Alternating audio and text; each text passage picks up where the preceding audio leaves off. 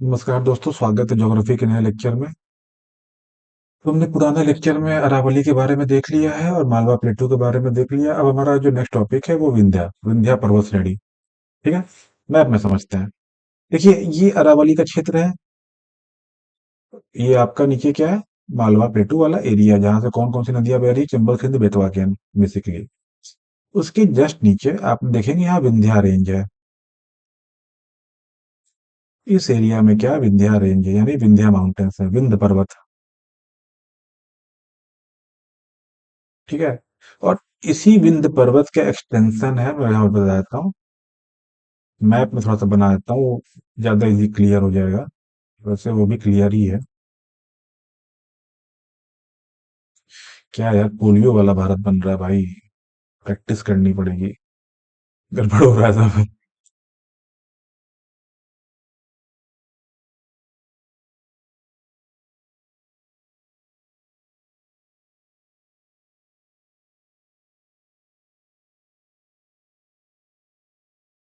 ये आपका अरावली रीजन था। इसके नीचे आपका क्या था? मालवा प्लेटू।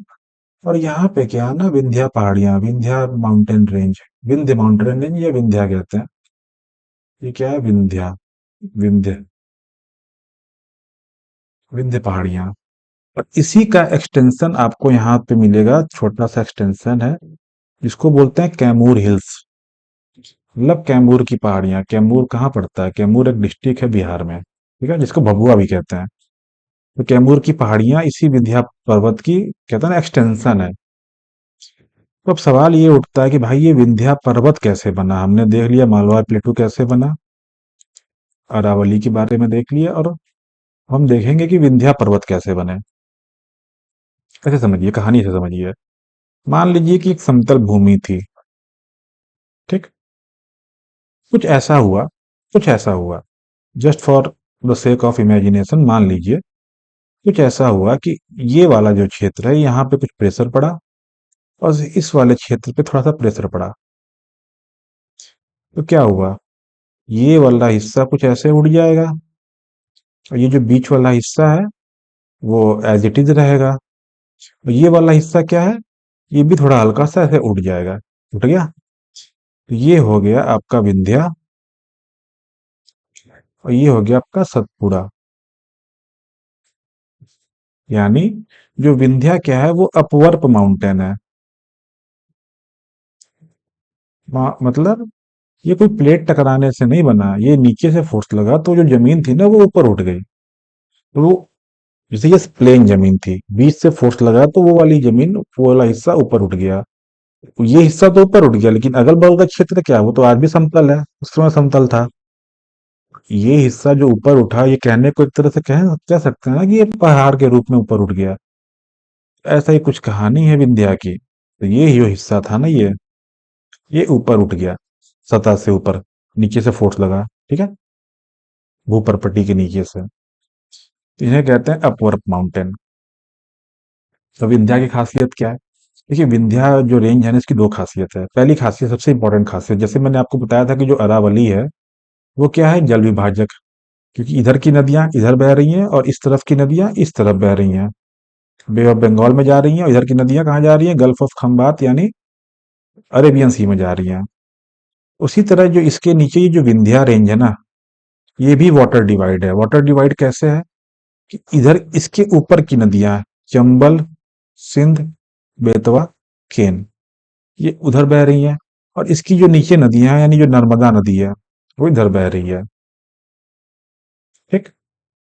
यानी जो अपना, अगर आप पूरे ओवरऑल इंडिया की बात करें, पूरे अगर संपूर्ण भारत की बात करें,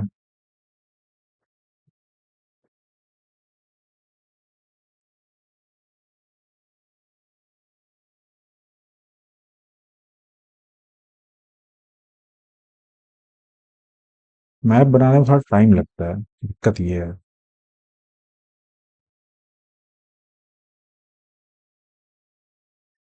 यहाँ पे क्या है? अरावली, यहाँ विंध्या, सतपुड़ा, और ये वेस्टर्न घाट।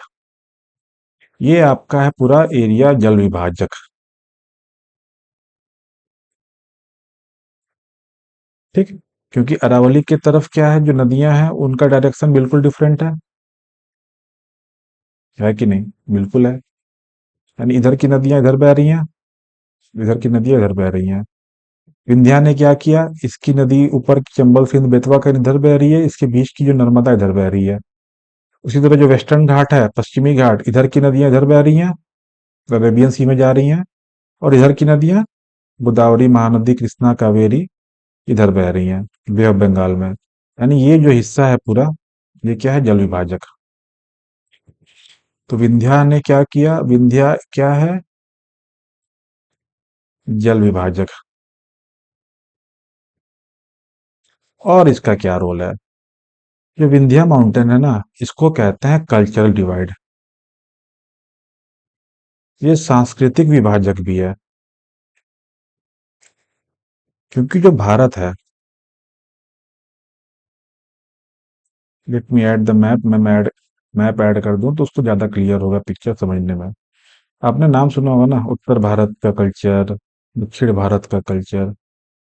ये जो विंध्या पहाड़ियां हैं, ये इसके ऊपर ये माना जाता है उत्तर भारत का कल्चरल जोन है। ये मतलब इधर की जो संस्कृति है ये डिफरेंट है। पर इसके नीचे, यानी ये माना जाता है दक्षिण भारत, यानी इसकी जो संस्कृति है वो डिफरेंट है। यानी जो विंध्या रेंज है वो क्या है, आपका कल्चरल डिवाइड भी है। ठीक। और विंध्या रेंज में एक चीज और इंपॉर्टेंट देख लीजिए, जो हमेशा क्वेश्चन पूछता है। मैंने क्या बताया था कि एक तरफ ये पहाड़ उठे और एक तरफ इधर उठे, ये हो गया विंध्या, ये हो गया सतपुड़ा, इसके बीच से एक नदी बहती है। मतलब मैप में अगर देखें, विंध्या और सतपुड़ा के बीच में क्या मैंने कहा, नदी बह रही है।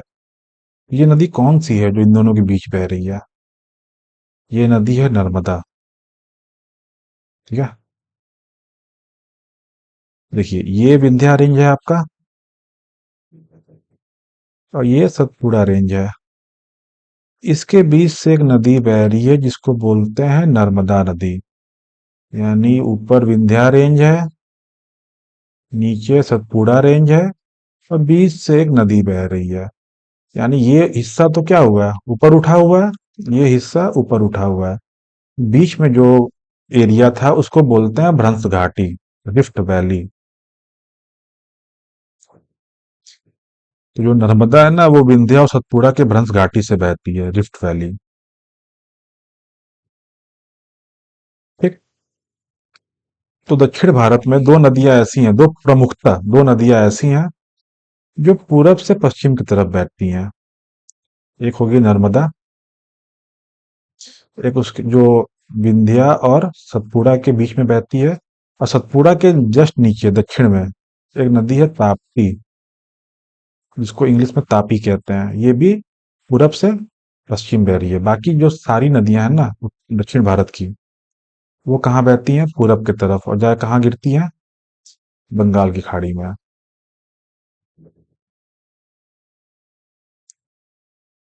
ठीक।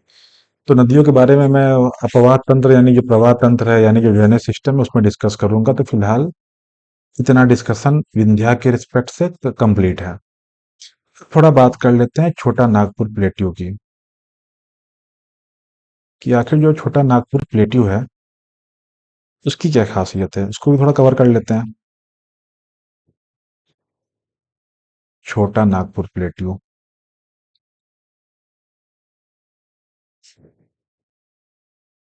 18,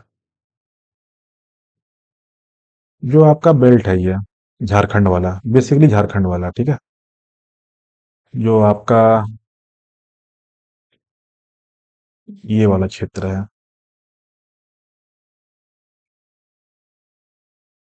मैक्सिमम झारखंड में हिस्सा पड़ता है। इस क्षेत्र को बोलते हैं छोटा नागपुर का पठार।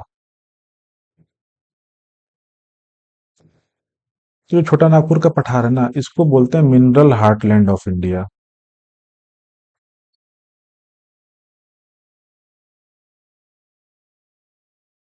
क्योंकि यहाँ पे खनिज, इतने सारे खनिज मिलते हैं कि मतलब बहुत ज्यादा मिलते हैं। इसीलिए मिनरल हार्टलैंड कहते हैं। मतलब क्या समझ लीजिए, ऐसे समझ लीजिए खनिजों का भारत का दिल कहते हैं खनिज के मामले में। तो यहाँ पे कोयला से लेके, अभ्रक से लेके, आयरन, सब कुछ, एवरीथिंग, मैक्सिमम थिंग यहाँ मिलता है। तो जो आपका छोटा नागपुर प्लेटू है, तो उसकी जो वहाँ पे उस प्लेटू पे वहाँ पे एक पहाड़ है जिसका नाम है पारसनाथ। वो सबसे ऊंचा है वहाँ पे, झारखंड में पड़ता है। तो छोटा नागपुर प्लेटू का सबसे जो ऊंची चोटी है वो पारसनाथ है। ये ध्यान रखिएगा, ये पूछ सकता है छोटा नागपुर प्लेटू की सबसे ऊंची चोटी कौन सी है। अरावली का हमने देखा था गुरु शिखर, उसी तरह इसका नाम है, इसका है पारसनाथ। अच्छा, छोटा नागपुर प्लेटू जो है ना, सीएनपी यानी छोटा नागपुर शॉर्टकट में लिखता हूँ, इस प्लेटू के आसपास कुछ छोटी मोटी पहाड़ियां हैं। ऊपर अगर देखें तो हजारी बाग का पठार है। ये पढ़िएगा नहीं, इसका इंपॉर्टेंट नहीं है, बस जानकारी के लिए रखिए। हजारी बाग का पठार, इधर जब आप थोड़ा बढ़ेंगे बंगाल वाले साइड, यहाँ आपको मिलेगा राजमहल। राजमहल पहाड़ियां, उसके नीचे आप देखेंगे तो उसके नीचे आपको मिलेगा गरझट, उसकी पहाड़ियां, और इधर आपको मिलेगा रामगढ़ की पहाड़ियां। शोले मूवी याद है? शोले सबने देखी होगी शोले। सांबा कहाँ बैठा रहता था? यहाँ पे, ठीक है। और गब्बर नीचे। तो ये किस पहाड़ी पे था? तो ये जो पहाड़ी वाला क्षेत्र है ना, ये रामगढ़ वाला एरिया था। मालवा प्लेटू रामगढ़ वाला एरिया। और ये वही डाकू थे जो मैंने बताया था ना, रामगढ़ वाला, सॉरी, ये मालवा प्लेटू वाला, कि वहां के जो डाकू होते थे कुछ काम नहीं था, बस जाके गांव में हफ्ता वसूली करते थे, भुगतान करते थे लोगों को। इतने लोग थे यार, सवाल ये उठता ना, इतने लोग इनके गैंग में थे, खुद खेती कर लेते भाई, खुद उगा लेते खाना, आराम से खाते पीते जिंदगी, क्या जरूरत है घोड़े बैठ के टिगर टिगर किए पड़े हो। खेती करो, खाओ पियो, मस्त रहो, तुम भी खुश हम भी खुश। कोई बात नहीं। अगर ये डाकू नहीं बनते तो फिर जय और वीरू कैसे इतने फेमस होते? जो कुछ होता है कुछ ना कुछ अच्छे के लिए होता है। तो ये कहानी थी। तो ये मैंने ये बताया ना कि मिनरल हार्टलैंड कहते हैं इसको। तो यहाँ पे सब कुछ मिलता है यार, बॉक्साइट यानी अल्युमिनियम भी मिलता है, आपका आयरन मिलता है, कोल मिलता है, बहुत कुछ मिलता है। तो आपको पता होना चाहिए कि सबसे पहले जो प्राइवेट कंपनी, यानी प्राइवेट कंपनी आयरन की, आयरन माइनिंग या आयरन की प्राइवेट कंपनियां कौन कौन सी थी? TISCO, Tata iron and steel company, Jamshedpur, ठीक है। जमशेद जी टाटा ने स्टेब्लिश की थी आज़ादी से पहले। तो सबसे पहली कंपनी थी प्राइवेट जो इस एरिया में डेवलप हुई थी। तो इस एरिया में क्यों डेवलप हुई भाई? देखिए, आयरन और स्टील, ठीक है, ये जैसे जो इनकी जो माइनिंग होती है, तो जो आयरन ओर होता है, हम्म, वो तो प्योर फॉर्म में तो आयरन निकलता नहीं है, तो उसको रिफाइन करते हैं, उसको प्यूरिफाई करते हैं, और से हम लोग मेटल एक्सट्रैक्ट करते हैं। तो उसके लिए क्या चाहिए? कोयला चाहिए, बिजली चाहिए, पानी चाहिए। तो ये सारी चीजें यहाँ अवेलेबल थी। यहाँ पे कोल था, छोटा नागपुर प्लेटू में कोल बहुत है, ठीक है, आपने नाम सुना होगा। यहाँ बहुत सारे माइंस है कोयले के, बोकारो में है, ठीक है, लोहरदग्गा डिस्ट्रिक्ट है वहाँ है, पलामू झारखंड वहाँ है, कई सारे एरिया में कोल माइंस हैं। तो यहाँ से कोयला मिलता था, और आयरन ओर के भी माइंस यहाँ पे हैं। तो इन सब चीजों की वजह से यहाँ पे ये फैक्ट्री स्टेब्लिश करना बहुत आसान था, और यहाँ पे चीप लेबर भी था, ठीक। फिर बगल में आपका दामोदर नदी थी। दामोदर नदी, इसके बारे में बताएंगे कि दामोदर को पहले बंगाल का शोक कहा जाता था। आज वो बंगाल का शोक नहीं है, आज वो बंगाल का सौरव नहीं है, आज वो बंगाल और झारखंड के लिए बहुत इंपॉर्टेंट नदी बन चुकी है, जिसका बहुत यूज है। इसके बारे में डिस्कस करेंगे जब हम लोग ड्रेनेज सिस्टम पढ़ेंगे, तो इस नदी का क्या इंपॉर्टेंस है, क्या था ये। तो अब ये जान के कि वहाँ पे टिस्को है। फिर आप देखे होंगे कि स्टील प्लांट सरकारी, जो बोकारो स्टील प्लांट वहीं पे बना, बोकारो जमशेदपुर यहाँ झारखंड में ही है, बोकारो स्टील प्लांट वहाँ बना था, ठीक है। तो जो कोल माइंस है ना, धनबाद में भी कोल माइंस है, झरिया, रानीगंज, ये सब एरिया यहाँ सारा कोल माइनिंग होती है। बोकारो में पता है आपको स्टील प्लांट है। अच्छा, मैं कुछ एक कंसेप्ट मुझे दिमाग में आ रहा था, तो मैं सोचा उसको बता दूं आपको। वैसे पता होगा आपको, ठीक है, लेकिन बताया तो जैसे मैंने कहा ना कि आयरन ओर जो होता है, आयरन ओर भी कई तरह, चार तरह का आयरन ओर, मतलब आयरन ओर होता है, लेकिन अगर आयरन का परसेंटेज के हिसाब से देखा जाए तो ओर जो है चार तरह के होते हैं। पहला जो आयरन ओर होता है उसका नाम है हेमाटाइट। हेमाटाइट, इंग्लिश ही सही है यार। हेमाटाइट। फिर मैग्नेटाइट।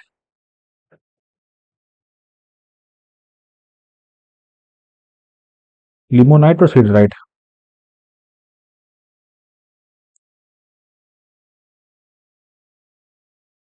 और सीडराइट। परसेंटेज वाइज देख ले तो इसमें 60 से 70% आयरन होता है। ठीक है। इसमें 60 से 50%। इसमें 50 से 40%। नहीं, ये हो गया मैग्नेटाइट। लिमोनाइट में 50 से 40%।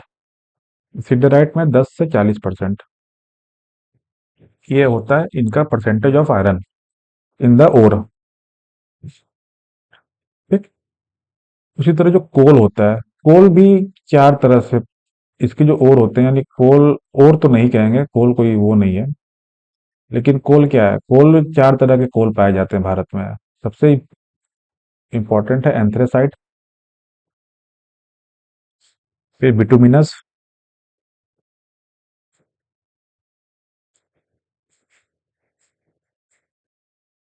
लिग्नाइट। और पीट। ये चार तरह के वो पाए जाते हैं, और अगर इनका परसेंटेज ऑफ कार्बन देखें तो ये ऐसे घटता है, डिक्रीज हो रहा है। यानी सबसे ज्यादा परसेंटेज किसमें है? एंथ्रेसाइट में, सबसे बढ़िया कोयला। उससे थोड़ा सा नीचे लेवल का कोयला, उससे थोड़ा नीचे, और सबसे दोयम दर्जे में सबसे बेकार कोयला होता है पीट, खाली धुआं और गैस निकलेगा इसमें। ये छोटा नागपुर रीजन का बेल्ट हो गया आपका। ये छोटा नागपुर का कुछ कहानियां हो गई।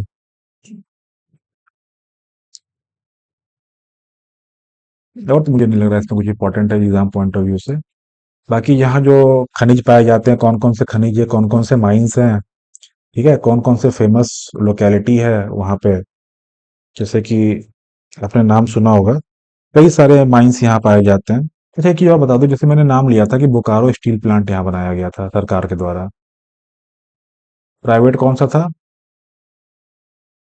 प्राइवेट था TISCO, Tata iron and steel company, जो जमशेदजी टाटा ने बनाया था। जो ये नहीं है रतन टाटा, जो आज का जो टाटा कंपनी, तो वहीं से चलता आ रहा है। तो बोकारो स्टील प्लांट टाटा जी ने बनाया था, जमशेदजी टाटा, सॉरी, टिस्को। लेकिन जो बोकारो स्टील प्लांट जो इंडियन गवर्नमेंट का था, इसको बनाया गया था उस समय के यूएसएसआर, जो आज क्या है रसिया कहलाता है, मतलब रसिया ही समझ लीजिए यूएसएसआर था। यानी रसिया के हेल्प से हमें बनाया, हमने क्या बनाया था, बोकारो स्टील प्लांट। ऐसे कई सारे स्टील प्लांट हमने बनाया, भिलाई में बनाया है, दुर्गापुर में बनाया है, राउरकेला में बनाया है। तो कोई जर्मनी के सहयोग से बना है, कोई ब्रिटेन के सहयोग से बना है, कोई यूएसएसआर के सहयोग से बना है। तो जो बोकारो वाला था वो यूएसएसआर के सहयोग से बना है। पूरा बता देता हूँ। जो भिलाई है, भिलाई वाला भी यूएसएसआर के सहयोग से बना था। दुर्गापुर बंगाल में पड़ता है, ये बना था ब्रिटेन के सहयोग से। और राउरकेला यानी उड़ीसा, ये जो स्टील प्लांट था ये बना था किसके सहयोग से? जर्मनी। यानी हमने जो शुरुआत में ये जो स्टील प्लांट खोले थे, तो ये दूसरे देशों की हेल्प से हमने खोले थे, क्योंकि हमारे पास टेक्नोलॉजी नहीं थी, हमारे पास उतना इन्वेस्टमेंट नहीं था, तो इन देशों ने हमें हेल्प किया था वो खोलने के लिए। ठीक है, तो आज के लिए फिलहाल इतना ही, मिलते हैं नेक्स्ट लेक्चर में, तब तक के लिए थैंक यू।